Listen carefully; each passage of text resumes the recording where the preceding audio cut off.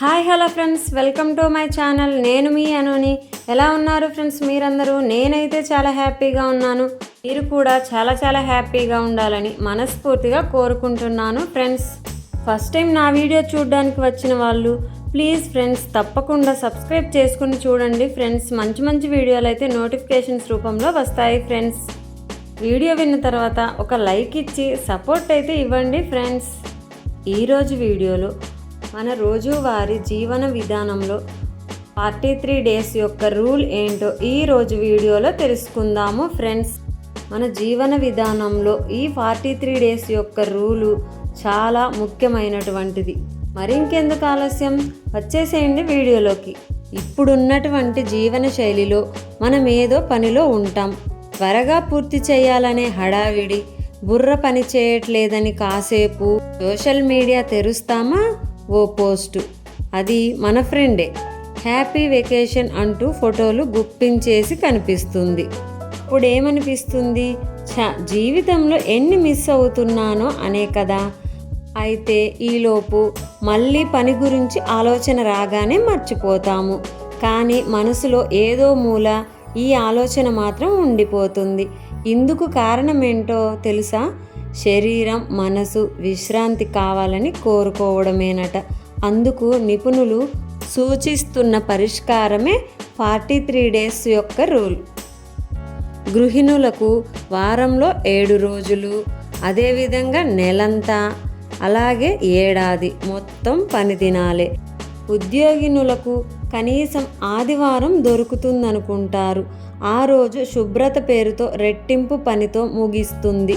అంటే కాలచక్రమంతా బిజీతోనే గడిపేస్తున్నారన్నమాట. కాబట్టే ఒత్తిడి, అలసట, బర్నౌట్ వంటివి బహుమతిగా దొరుకుతుంటాయి. వీటి నుండి తప్పించుకోవాలంటే ప్రతి 6 వారాలు, అదేనండి 43 రోజులకు ఒకసారి విరామం తప్పనిసరి అంటున్నారు నిపుణులు. అంటే భారీ వెకేషన్లే ప్లాన్ చేయనక్కర్లేదు. విశ్రాంతి తీసుకోవడానికో, కుటుంబం, స్నేహితులు, పిల్లలతో గడపడానికో కొన్ని రోజులు సెలవు పెట్టొచ్చు. లేదంటే దగ్గరి ప్రదేశానికి వెళ్ళొచ్చు, నచ్చిన పని చేయొచ్చు. తరచూ విరామం మాత్రం తప్పనిసరి.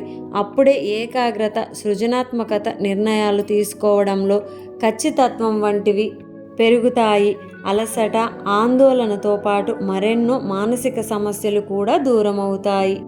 ఒకే పనిలా కాకుండా ఇంట్లో ఉండేవారైనా, ఆఫీస్కి వెళ్ళేవారైనా ఒకే పనిలో విసుగు అనిపించకుండా ఉండడానికి ఇలా చేయాలి. అయితే మరి 43 రోజులే ఎందుకన్నారు అంటే, ఈ విశ్రాంతి తాలూకు సానుకూలత అన్ని రోజులు పనిచేస్తుందని ఓ అంచనా.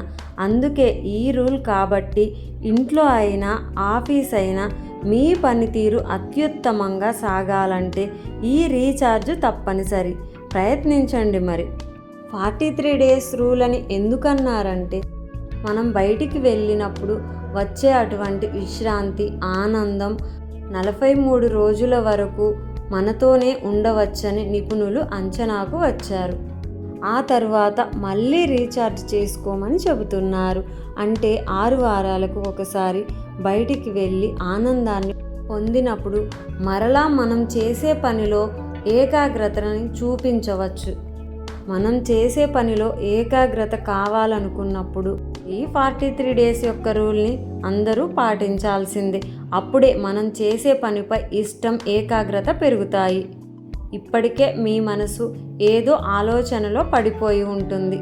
మరి అందరికీ ఇలా 43 డేస్కి ఒకసారి బయటికి వెళ్ళి ప్రశాంతంగా విశ్రాంతి తీసుకోవడానికి అందరికీ కుదరకపోవచ్చు.